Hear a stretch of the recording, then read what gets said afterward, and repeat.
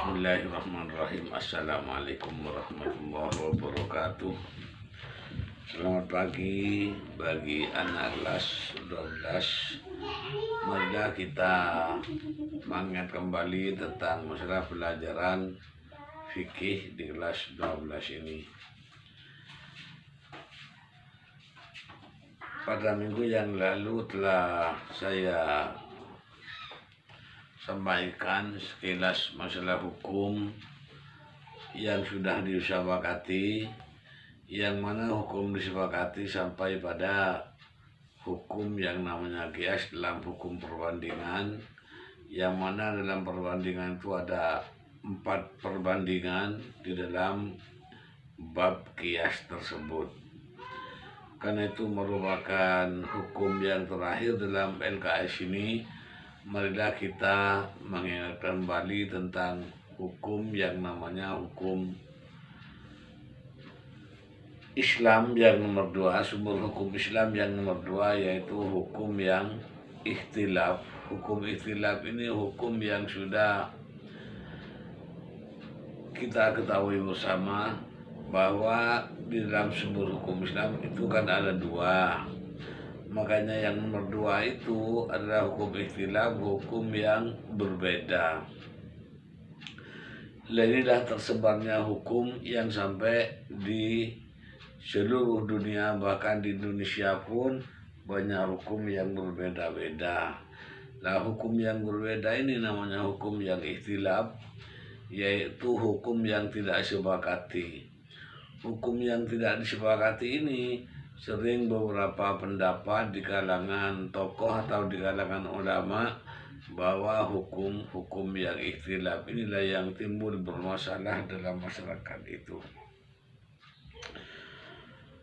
Maka hukum yang sering terjadi ini, hukum ikhtilaf ini, dengan perbedaan-perbedaan para tokoh tersebut sampai mendirikan masalah organisasi. Lah, organisasi yang berbeda-beda ini timbulnya karena hukum daripada hukum ikhtilaf ini, hukum yang tidak sepakat. Maka hukum yang tidak sepakat ini dalam beberapa pendapat ada yang setuju, ada yang tidak setuju, ada yang sepakat, ada yang tidak sepakat. Maka akhirnya timbullah hukum yang tidak sama dan organisasi yang tidak sama. Marilah kita teliti bagi anak kelas 12 pada halaman 42 ini. Nah, hukum yang ikhtilaf, hukum yang tidak sepakat ini, yang nomor 1 dimulai daripada kata-kata istihsan. Apa istihsan itu? Hukum yang dianggap baik, atau ngambil dari kata-kata hasan.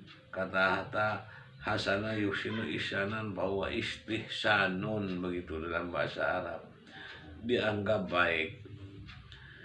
Jadi hukum yang belum ada nasnya, hukum yang belum ada ayatnya atau dalilnya atau hadisnya, maka hukum itu berjalan di masyarakat, dan masyarakat itu menganggap baik. Anggapan baik inilah yang merupakan hukum. Ada yang sepakat, ada yang tidak sepakat, ada yang setuju, ada yang tidak setuju. Maka di sini dianggap hukum ihtisan itu mengambil dari bahasanya itu, arti bahasa Arab, bahasana yusinu ihsanan, bahwa istihsanun itu dianggap baik. Banyak hukum-hukum yang dianggap baik, tetapi nasnya tidak ada, dalilnya tidak ada, tapi di masyarakat itu sudah berjalan. Ya, banyak contoh-contohnya yang tak bisa dihitung dalam hukum dianggap baik itu. Makanya termasuk diantaranya adalah hukum bid'ah, hukum yang tidak pernah dilakukan oleh Nabi, hukum yang belum ada dalilnya, Nabi tak pernah melakukan, tapi di masyarakat sudah berjalan dan banyak yang menganggap baik itu. Maka itulah hukum bid'ah yang sudah berjalan.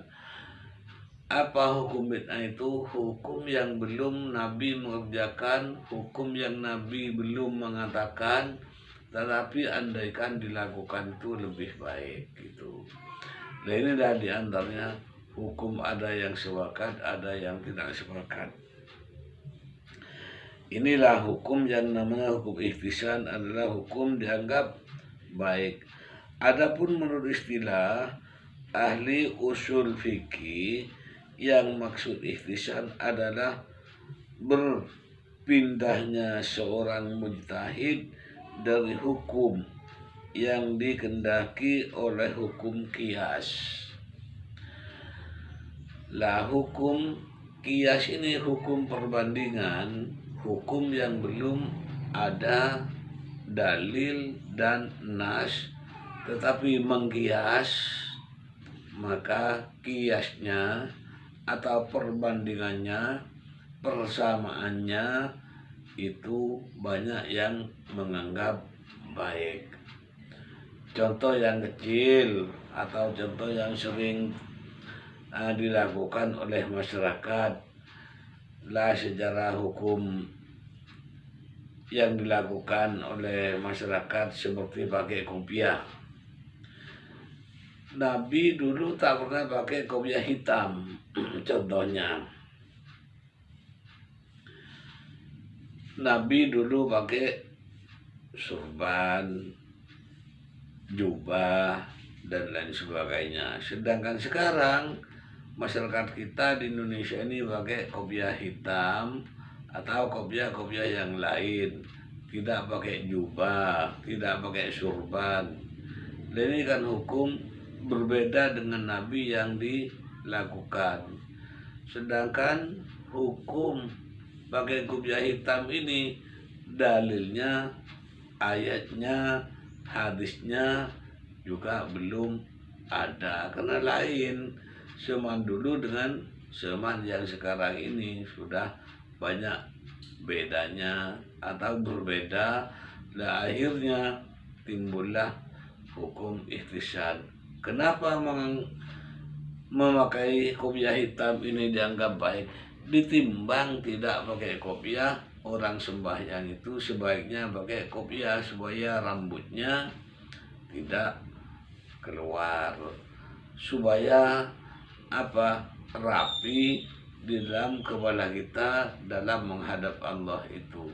Maka walaupun kopiah hitam, kopiah apapun, yang penting itu suci dan bersih.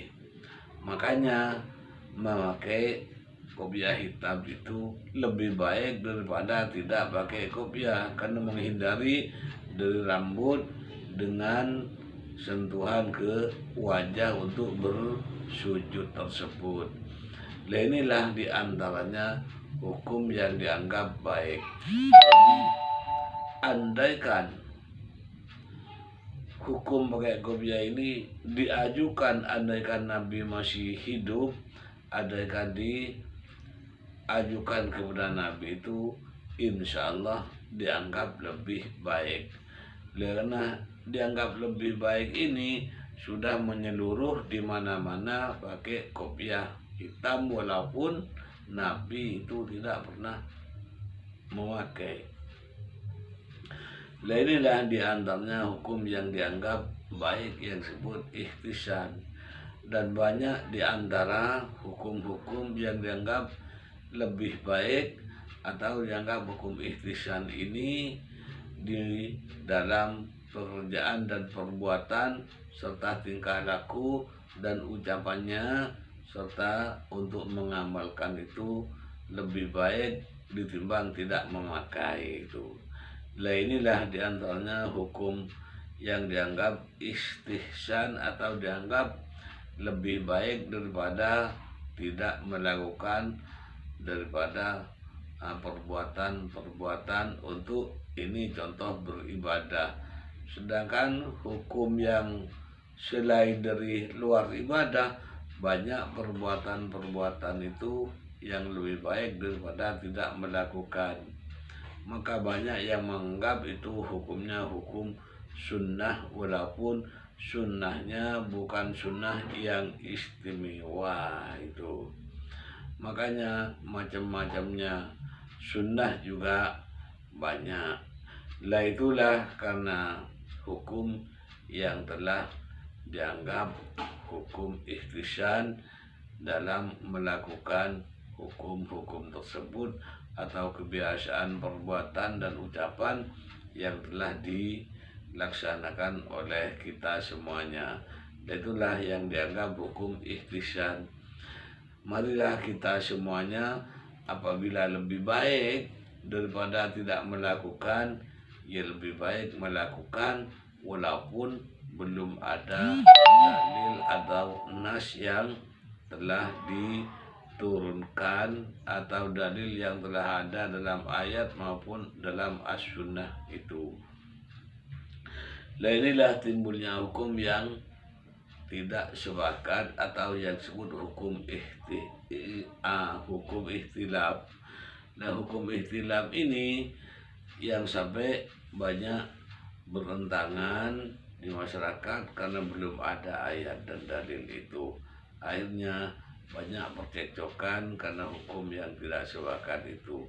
Jadi saya himbaukan kepada anak kelas 12, karena sebentar lagi sudah kita menjadi masyarakat, jadi mahasiswa, kita bisa menggunakan akal dan pikiran mana yang lebih baik, mana yang kurang baik, dan bisa kita mengukur sendiri atau mengkias dalam hukum yang sepakat yang nomor 4 itu.